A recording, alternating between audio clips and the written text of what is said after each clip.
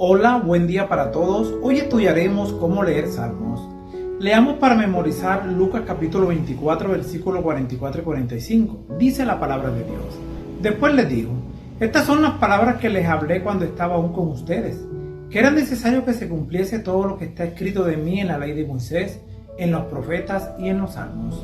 Entonces les habló el sentido para que entendiesen las escrituras. Salmos ha sido un himnario para los judíos, cristianos de todas las épocas, y aunque estas poesías son predominantemente las palabras que los salmistas le dedicaron a Dios, no se originaron con los mortales, sino con Dios, que inspiró sus pensamientos. De hecho, el Señor los inspiró para que escribieran. Por eso, como en toda la escritura, está inspirada por Dios. Dios en Salmos nos habla mediante sus siervos y el Espíritu.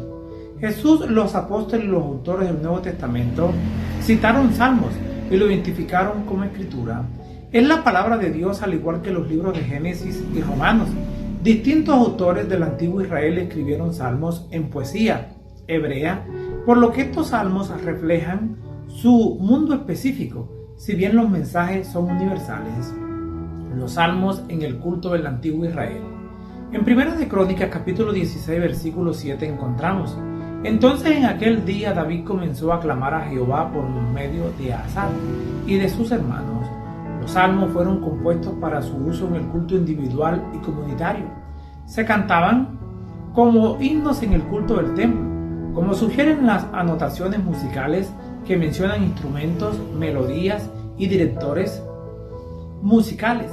En la Biblia hebrea, el título del libro de los Salmos, que significa Teelín, alabanzas, refleja su propósito principal, es decir, la alabanza a Dios. El título en español Salmos procede del griego salmoi, de la Biblia hebrea del griego. Salmos era una parte indispensable del culto israelita. Por ejemplo, se utilizaba en las dedicaciones del templo, en las fiestas religiosas, las procesiones y durante el emplazamiento del Arca del Pacto en Jerusalén. También conocidos como cantos de peregrinación, se entonaban tradicionalmente durante la peregrinación a Jerusalén en las tres principales fiestas anuales, incluyendo las fiestas de la Luna Nueva y la dedicación del templo. El aley egipcio ocupaba un lugar importante en la ceremonia de la Pascua. Salmos 113 y 114 se entonaban al principio de la cena pascual y Salmos 115 al final. El aley diario se incorporaba a las oraciones diarias en los cultos matutinos de la sinagoga. Los salmos no solo acompañan el culto del pueblo, sino también lo instruía sobre cómo debían adorar a Dios en el santuario. Jesús oró con la palabra del Salmo 22. Los salmos también ocupaban un lugar importante en la vida de la iglesia primitiva, aunque nosotros, por supuesto, no adoramos a Dios en un santuario terrenal como el templo antiguo. Dios sí lo hacía en el antiguo Israel. Conozcamos a los salmistas. El rey David, cuyo nombre aparece en los títulos de la mayoría de los salmos, participó activamente en la organización de la liturgia del culto de Israel. Se lo llama el dulce cantor de Israel, segunda de Samuel 23:1. El Nuevo Testamento atestigua la autoría davídica de varios salmos. Muchos salmos fueron compuestos por los músculos del templo, que también eran levitas. Por ejemplo, Salmos 50 y 73 al 83 por Asaf, Salmo 42, 44 y 47, Salmo 85 y 88 por los hijos de Coré, Salmo 88 por Hermán Esraíta y Salmo 89 por Efán Esraíta. Además de ellos, Salomón, Salmo 72 y 127 y Moisés, Salmos 90. Fueron autores de algunos de los salmos. El Espíritu Santo inspiró a los salmistas y utilizó sus talentos al servicio de Dios y de su comunidad de fe. Los salmistas eran personas de genuina devoción y profunda fe y, sin embargo, propensos a desalientos y tentaciones como el resto de nosotros. Aunque escritos hace mucho tiempo, los salmos reflejan seguramente algo de lo que experimentaron hoy. Llegó mi oración a tu presencia, inclina tu oído a mi clamor, porque saturado estoy de males y mi vida está al borde del sepulcro.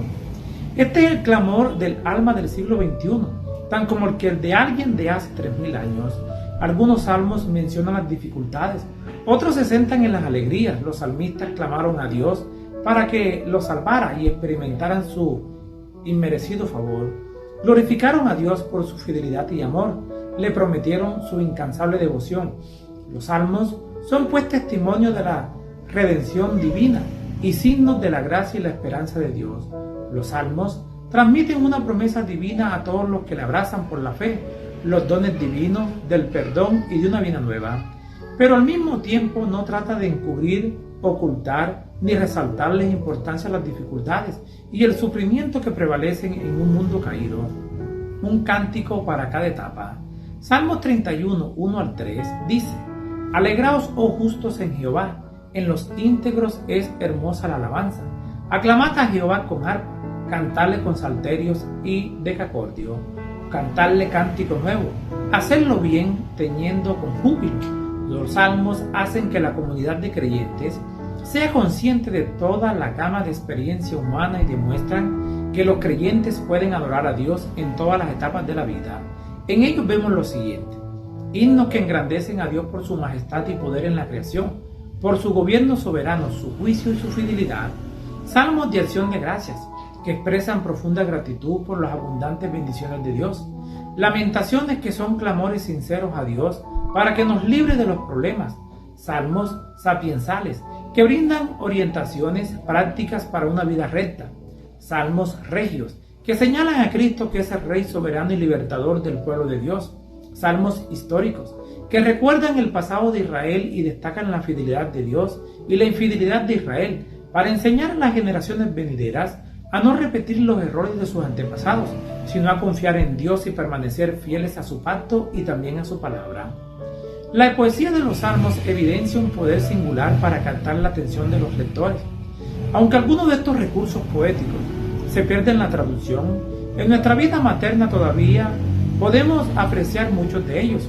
Utilizan el lenguaje figurado para apelar con fuerza a los sentidos físicos de los lectores.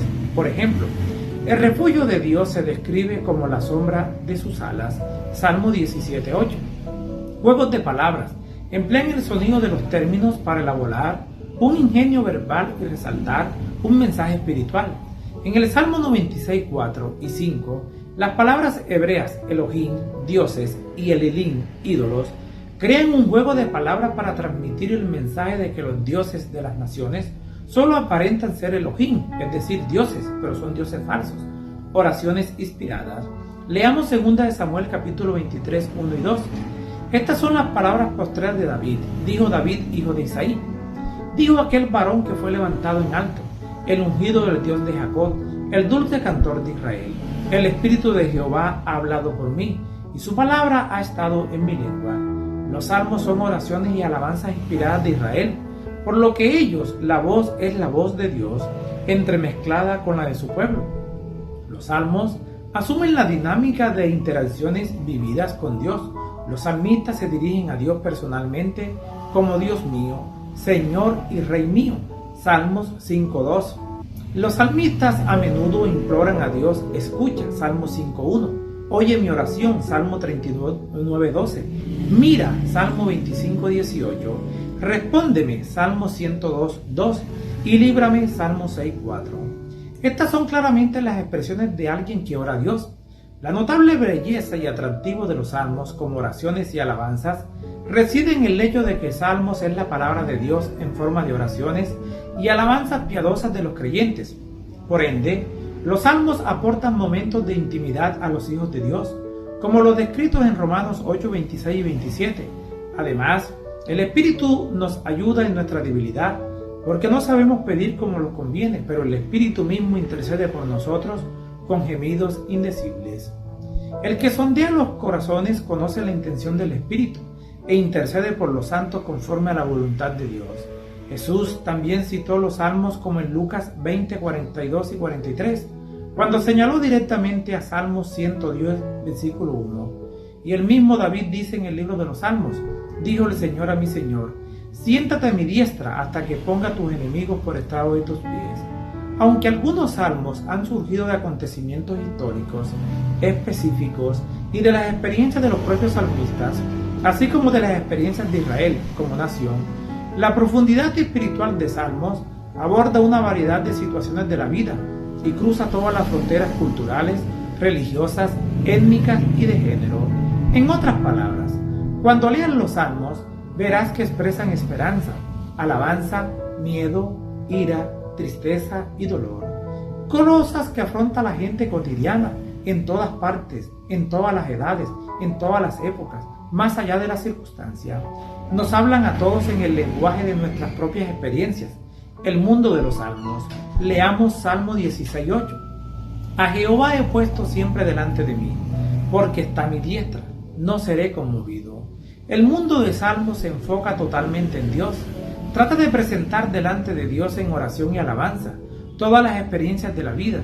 Dios es el creador soberano, es rey y juez de toda la tierra. Él provee todas las cosas para sus hijos.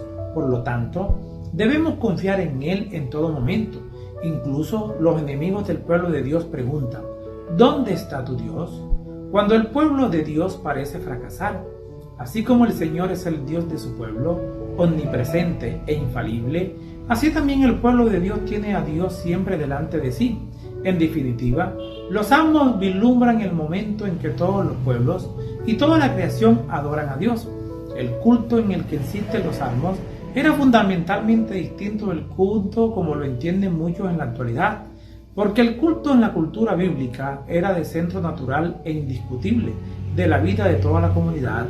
Por lo tanto, todo lo que sucedía en la vida del pueblo de Dios, tanto lo bueno como lo malo, se expresaba inevitablemente en el culto.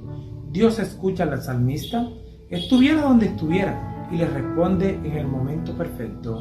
El salmista es consciente de que la morada de Dios está en el cielo, pero al mismo tiempo Dios habita en Sión, en el santuario, en medio de su pueblo.